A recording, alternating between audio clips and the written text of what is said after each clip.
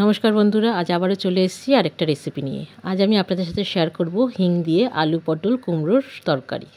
তো তার জন্য আমার কি কি লাগবে সেটা আপনাদেরকে বলে দিই। লাগবে আমার পটল, আলু, কুমড়ো, টমেটো, কাঁচা লঙ্কা।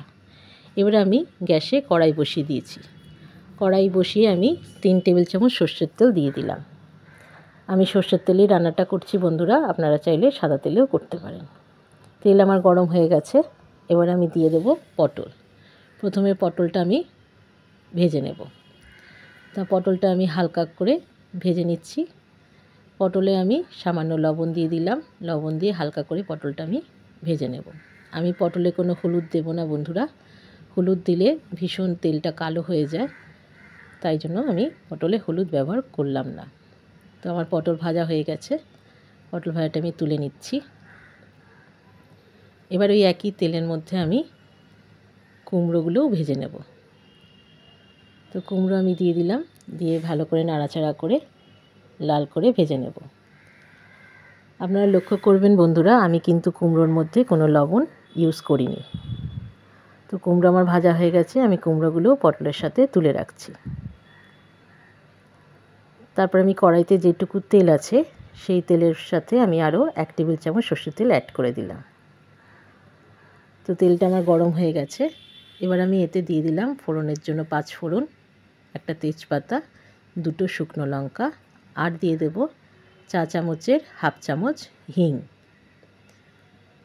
ভালো করে ফোড়ন থেকে গন্ধ বেরোলে আমি এতে দিয়ে দিলাম কেটে রাখা আলু। আলু দিয়ে ভালো করে আমি ভাজা ভাজা করে নেব। ফোড়নের সাথে আলুটা আমার ভাজা ভাজা হয়ে গেছে। এবার আমি এর মধ্যে কিছু গুঁড়ো মশলা অ্যাড করব।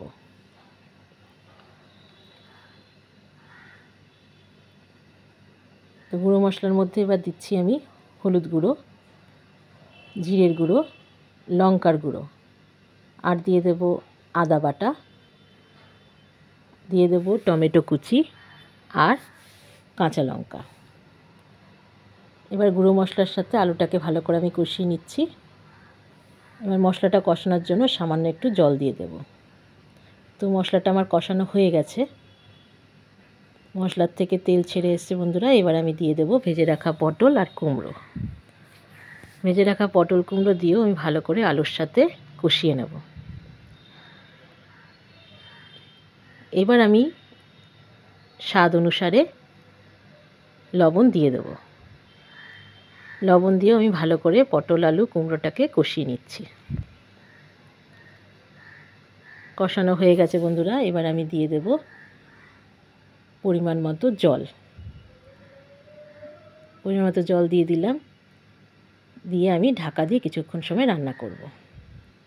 তো আমি এবার আবারও ফিরে এলাম, ঢাকনা খুলে দেখে নেব আলু কুমড়ো সব কিছু সেদ্ধ হয়ে গেছে কিনা। তো আমার সব কিছু সেদ্ধ হয়ে গেছে। এবার আমি স্বাদের ব্যালেন্সের জন্য দিয়ে দিলাম 1 টেবিল চামচ চিনি। চিনিটা দিলে এই তরকারিটার স্বাদ আরও বেড়ে যায়। তো আমার তরকারিটা মাখা মাখা হয়ে গেছে, আমার তৈরি হয়ে গেছে হিং দিয়ে আলু পটল কুমড়োর তরকারি। এই তরকারিটা লুচি, রুটি, পরোটা সব কিছুর সাথে অসাধারণ লাগে। আর আমার এই রেসিপিটি যদি আপনাদের ভালো লেগে থাকে আমাকে লাইক, শেয়ার, কমেন্ট অবশ্যই করবেন বন্ধুরা। ধন্যবাদ।